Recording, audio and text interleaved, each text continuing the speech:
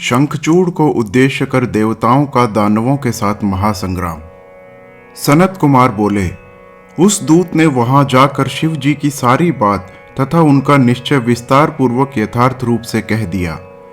उसे सुनकर उस प्रतापी दानवेंद्र शंखचूड़ ने बड़े प्रेम के साथ युद्ध करने की चुनौती स्वीकार कर ली। इसके बाद वह बड़ी शीघ्रता के साथ अमात्यों के सहित विमान पर आरूढ़ हुआ और शंकर जी के साथ युद्ध करने के लिए उसने अपनी सेना को आज्ञा दे दी। शिव जी ने भी बड़ी शीघ्रता से अपनी सेना एवं देवताओं को युद्ध के लिए प्रेरित किया और वे स्वयं सर्वेश्वर होकर लीला पूर्वक युद्ध के लिए तैयार हो गए। इसके बाद शीघ्र ही युद्ध प्रारंभ हो गया। उस समय अनेक प्रकार के बाजे बजने लगे, कोलाहल और वीरों की गर्जनाएं होने लगी। हे मुने, देव और दानवों का परस्पर युद्ध होने लगा। देवता तथा दानव धर्म पूर्वक युद्ध करने लगे। स्वयं महेंद्र विश्वपर्वा के साथ तथा भास्कर विप्रचित्ति के साथ धर्म पूर्वक युद्ध करने लगे। दंभ के साथ विष्णु का महान युद्ध होने लगा। काल कालासुर के साथ, अग्नि गोकर्ण के साथ, कुबेर कालकेय के साथ, विश्वकर्मा मय के साथ, मृत्यु भयंकर के साथ, यमराज संहार के साथ, वरुण कालंबिक के साथ, समीरण चंचल के साथ, बुध घटपृष्ठ के साथ, शनैश्चर रक्ताक्ष के साथ, जयंत रत्नसार के साथ, अष्ट वसु वर्च सग्नों के साथ, अश्विनी कुमार दोनों दीप्तिमानों के साथ, नल कुबर धूम्र के साथ, धर्म धुरंधर के साथ, मंगल गणकाक्ष के साथ, वैश्वान शोभाकर के साथ, कामदेव पिपिट के साथ, 12 आदित्य गोकामुख, चूर्ण खड्ग नामक असुर, धूम्र, संहल, विश्व, प्रतापी एवं पलाश के साथ धर्म पूर्वक युद्ध करने लगे। शिव की सहायता प्राप्त कर देवगण असुरों के साथ युद्ध करने लगे।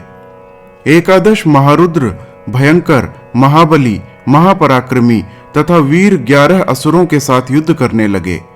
महामणि उग्रचंड आदि के साथ, चंद्रमा राहु के साथ तथा बृहस्पति शुक्राचार्य के साथ धर्म पूर्वक युद्ध करने लगे।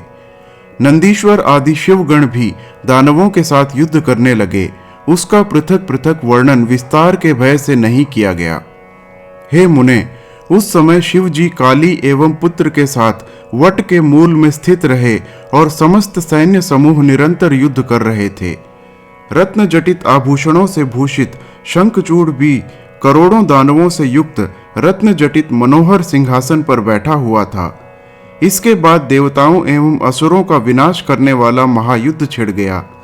उस महायुद्ध में नाना प्रकार के दिव्य आयुध चल रहे थे। गदा, रिष्टि, पट्टिश, चक्र, भुषुंडी, प्रास, मुद्गर, निस्त्रिंच, भाला, परिघ, शक्ति, उन्मुख, परशु, बाण, तोमर, खड्ग, सहस्त्रों तोपें, भिंदीपाल एवं अन्य शस्त्र वीरों के हाथों में शोभित हो रहे थे। महान उत्साह से युक्त वीर लोग युद्ध में गरजती हुई दोनों सेनाओं के वीरों के सिरों को इन आयुधों से काटने लगे। हाथी, घोड़े, रथ, पैदल तथा अनेक प्रकार के सवार सहित वाहन युद्ध में कट रहे थे। भुजा, जंघा, हाथ, कटी, दोनों कान, पैर, ध्वज, बाण, तलवार, कवच एवं उत्तम आभूषण कट कर पृथ्वी पर गिरने लगे। उस समय योद्धाओं के कटे हुए किरीट कुंडल युक्त सिरों से तथा हाथियों की कटी हुई सूंडों से, कटी हुई आभूषण युक्त भुजाओं तथा कटे हुए आयुधों एवं कटे हुए अन्य अंगों से समस्त पृथ्वी मधुमक्खी के छत्तों के समान पट गई। युद्ध में कटे हुए सिरों की आंखों से कबंध की और देखते हुए योद्धा शस्त्र धारण की हुई भुजाओं को ऊपर की ओर उठाकर जहां तहां दौड़ रहे थे। महाबलवान एवं पराक्रमी वीर तीव्र नाद करते हुए अनेक प्रकार के शस्त्रों से परस्पर युद्ध कर रहे थे। कुछ योद्धा युद्ध में सुवर्ण मुख वाले बाणों से योद्धाओं को मारकर जल वृष्टि करने वाले मेघों के समान वीर गर्जना कर रहे थे। कोई वीर चारों ओर से अपने बाणों से रथ सहित सारथी को इस प्रकार ढक दे रहा था जिस प्रकार बादल सूर्य को ढक लेता है। द्वंद्व युद्ध करने वाले वीर एक दूसरे से भिड़कर ललकारते हुए तथा एक दूसरे के आगे जाते हुए मर्म स्थल पर प्रहार करते हुए आपस में युद्ध कर रहे थे। उस महायुद्ध में वीर समूह चारों ओर से अपने हाथों में नाना प्रकार के ध्वज तथा आयुध लेकर सिंहनाद करते हुए दिखाई पड़ रहे थे। उस युद्ध में महावीर महान शब्द करने वाले अपने शंखों को पृथक पृथक बजा रहे थे और प्रसन्न होकर घोर नाद कर रहे थे।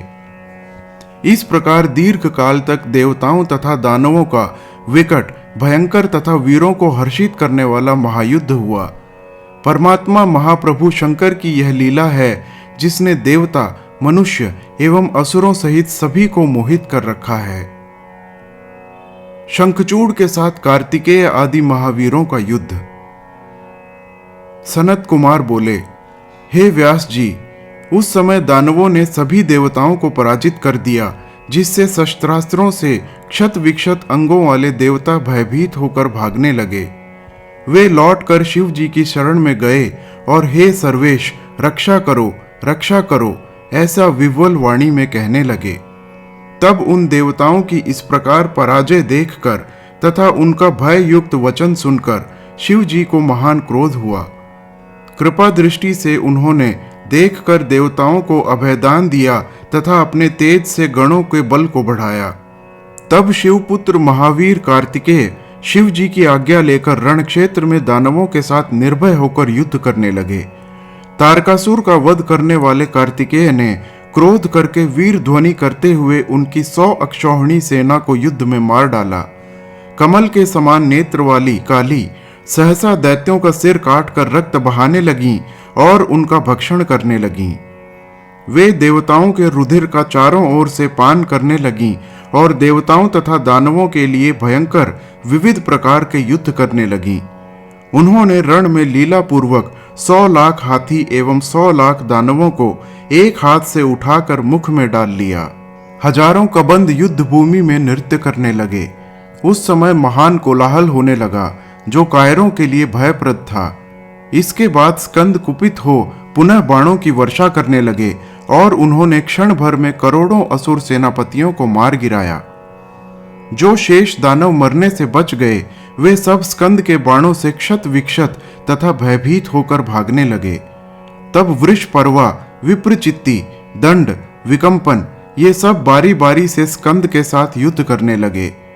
महामारी भी युद्ध करने लगी और युद्ध से नहीं हटी। उधर स्कंद की शक्ति से पीड़ित हुए असुरगण क्षत विक्षत होने लगे। हे मुने, उस समय स्कंद एवं महामारी की विजय हुई। स्वर्ग में दुंदुभियां बजने लगी और फूलों की वृष्टि होने लगी। तब कार्तिकेय के महाभयानक अद्भुत दानवों का क्षय करने वाले एवं कल्पांत सदृश और महामारी के द्वारा किए गए क्षयकारी उपद्रव को देखकर वह शंखचूड़ अत्यंत कुपित हुआ और स्वयं सहसा युद्ध के लिए तैयार हुआ। वह शंखचूड़ अनेक प्रकार के अस्त्र शस्त्रों से युक्त, विविध रत्नों से जटित तथा सभी वीरों को अभय देने वाले विमान पर चढ़कर महावीरों के साथ रणभूमि में उपस्थित हो गया और कर्ण पर्यंत धनुष की प्रत्यंचा खींचकर बाणों की वर्षा करने लगा। उसकी वह शरवृष्टि भयानक थी तथा प्रतीकार के योग्य नहीं थी। उससे युद्ध स्थल में घनघोर अंधकार छा गया। सभी देवता तथा नंदीश्वर आदि जो अन्य थे वे महागण भागने लगे। उस युद्ध में एकमात्र कार्तिकेय ही डटे रहे। उस समय दानवराज ने पर्वतों, सर्पों, नागों एवं वृक्षों की भयंकर एवं दुर्निर्वार्य वर्षा की। उस वृष्टि से शिवपुत्र स्कंद उसी प्रकार आहत हो गए जैसे घने कोहरे से आच्छादित सूर्य। हे मुनिश्रेष्ठ, उसने मैं दानव के द्वारा सिखाई गई अपनी अनेक प्रकार की माया फैलाई, किंतु कोई भी देवता तथा गण उसे नहीं जान सके। उसी समय महामायावी एवं महाबली शंखचूड़ ने अपने एक ही दिव्य बाण से उनके धनुष को काट दिया। उसने उनके दिव्य रथ एवं रथ के रक्षकों को नष्ट कर दिया तथा अपने दिव्यास्त्र से उनके मयूर को जर्जर कर दिया। उसने उनके वक्ष स्थल पर सूर्य के समान दैदीप्यमान एवं आघात करने वाली अपनी शक्ति चलाई। तब उसके प्रहार से वे कार्तिकेय सहसा मूर्छित हो गए। पुनः चेतना प्राप्त कर शत्रु वीरों को नष्ट करने वाले कार्तिकेय अपने महारत्न जटित वाहन पर सवार हो गए। वे कार्तिकेय पार्वती सहित शिव के चरणों का स्मरण कर अस्त्र शस्त्र लेकर घनघोर संग्राम करने लगे। उन शिवपुत्र ने क्रोधपूर्वक अपने दिव्यास्त्र से उसके समस्त सर्पों, पर्वतों, वृक्षों एवं पाषाणों को काट दिया। उन्होंने पार्जन्य बाण के द्वारा लीला से ही शंखचूड़ के आग्नेयास्त्र को शांत कर दिया और उसका रथ तथा धनुष भी काट डाला। वे उसके कवच, समस्त वाहन, उज्ज्वल किरीट एवं मुकुट को नष्ट कर वीर ध्वनि करने लगे तथा बारंबार गरजने लगे। उसके बाद उन्होंने दानवेंद्र की छाती पर सूर्य के समान दैदीप्यमान शक्ति से प्रहार किया। उस अत्यंत तीव्र प्रहार से वह मूर्छित हो गया। वह महाबली थोड़ी ही देर में शक्ति की पीड़ा दूर कर चेतना प्राप्त करके उठ गया तथा सिंह के समान गर्जना करने लगा। उस महाबली ने कार्तिकेय पर अपनी शक्ति से प्रहार किया। तब कार्तिकेय विधाता के द्वारा दी गई शक्ति को अमोघ सिद्ध करने के लिए पृथ्वी तल पर गिर पड़े। तब काली उन्हें अपनी गोद में उठाकर शिव जी के पास ले आईं। शिव जी ने अपनी लीला के ज्ञान के द्वारा उन्हें जीवित कर दिया और उन्हें अनंत बल प्रदान किया। तब वे महाप्रतापी शिवपुत्र उठ बैठे तथा पुनः युद्ध में जाने का विचार करने लगे। इसी बीच महाबली तथा पराक्रमी वीरभद्र बलशाली शंखचूड़ के साथ रणक्षेत्र में युद्ध करने लगे। उस दानव ने समर में जिन जिन अस्त्रों को चलाया, उन अस्त्रों को उन वीरभद्र ने लीला पूर्वक अपने बाणों से नष्ट कर दिया।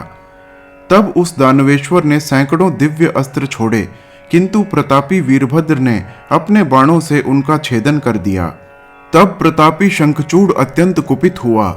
उसने अपनी शक्ति के द्वारा उनकी छाती पर प्रहार किया, जिससे वे कांप उठे और पृथ्वी पर गिर गए।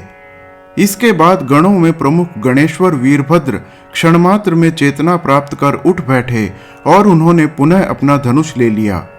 इसी बीच काली कार्तिकेय की इच्छा से दानवों का भक्षण करने तथा अपने गणों की रक्षा करने हेतु युद्ध भूमि में गई और वे नंदीश्वर आदि वीरगण, सभी देवता, गंधर्व, यक्ष, राक्षस तथा नाग उनके पीछे पीछे चलने लगे। बाजे बजने लगे। सैकड़ों वीर मधुभांड लिए हुए थे। दोनों पक्ष के वीर युद्ध के लिए उद्यत थे। हर हर महादेव।